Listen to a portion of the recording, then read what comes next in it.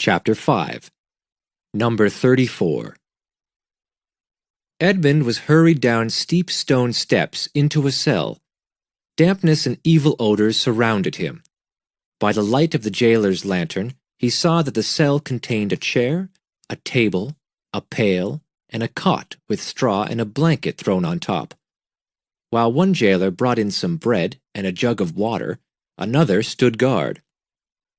But it was not necessary, for Edmund was so bewildered by what was happening to him that he was too weak to move, and too dazed to even breathe. When the jailers left, and he heard the iron door clang shut, he sank to the floor, where he had been standing.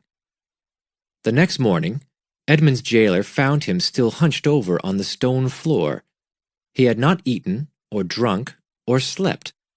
When the jailer poked him, the spell of confusion broke at last, and Edmund wept wildly. When the jailer had gone, Edmund screamed at his closed door, demanding to know what crime he had committed. After a time, he sank into a despairing heap, and stared at the floor again. When his jailer returned, and saw that he had not eaten, he spoke encouragingly to him. The jailer was paid according to the number of prisoners he had to care for. If Edmund should die of starvation, the jailer's salary would be reduced. "You must keep up your strength," he told Edmund. "Perhaps in a year or two they will let you appeal your sentence. Others have been permitted to do so." "A year or two?" Edmund was shocked. "I must speak to Monsieur Villefort now. Listen, please. I will pay you to take a message to him, and another one to a young girl called Mercedes in Marseille." The jailer laughed loudly. "I would be fired if I were caught carrying messages for prisoners," he explained. "You could not pay me enough to make me endanger my job. There is one prisoner here, a mad priest, who frequently offers me 1,000,000 francs to help him." Now Edmund stood up. Showing himself to be a strong young man, he said in a quiet but positive manner, "If you do not help me, one time when you enter this cell, I will be behind the door. I will seize you and choke the life out of you." At this, the jailer ran from the cell. He returned a few minutes later with 6 soldiers, all armed with guns. The soldiers forced Edmund from the cell and thrust him into a dungeon at the end of a dark corridor. There, Edmund closed his eyes and wondered if he were going mad. The days and nights passed slowly for Edmund. His jailers hardly spoke to him, and they never used his name. He was known simply as Number 34, for that was the number of his dungeon. Starved for conversation, Edmund begged his jailer for a few words, but the man merely shook his head no, put down the day's meal, and did not even glance at Edmund. Edmund talked out loud to himself constantly. Once, he had pitied galley slaves, but now he saw that they had some happiness.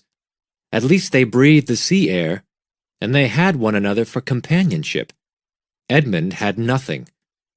A year passed this way, and Edmund stopped trying to keep track of the date. He begged his jailers to let him go for a walk, to give him books, anything to pass the time. But his pleas were refused. Then he began to think about religion, and pleaded with his jailer to permit him to see the prisoner they called the mad priest. "He is still a man of the church," thought Edmund, "and he will guide me in my prayers for release." But this visit was never permitted. Another year passed, and Edmund grew furious with his lot in life. He stopped praying and began to curse everyone who might have acted to imprison him. But he was so uneducated and so inexperienced in worldly matters that he could not imagine who would have wanted to harm him. Being young, he did not have many memories, so his boredom with his own thoughts became more intense. As the years passed, 4, 6, 8, 10, Edmund feared he was going mad. Sometime in his 12th year, Edmund came to a decision. "I wish to die," he said aloud. "I swear that I shall never eat or drink again." When his dinner was brought that evening, Edmund threw it out the small, barred window into the sea. he was intent on keeping his jailer from knowing what was happening, for he feared the prison authorities might order him fed by force. For a whole week, he threw out his food and drink, but the lack of water quickly sickened him. As Edmund grew weaker and weaker, it was all he could do to totter to the window and empty out his dish and mug. His jailer saw his weakness and thought he must be wasting away from some terrible illness. Finally, one evening, Edmund felt sure his end was near. He was almost happy as he drifted into a kind of twilight of half sleeping and half waking. Silently, he blessed his father and Mercedes. His breathing grew more and more shallow. In another hour, the suffering and the life of number 34 would be over.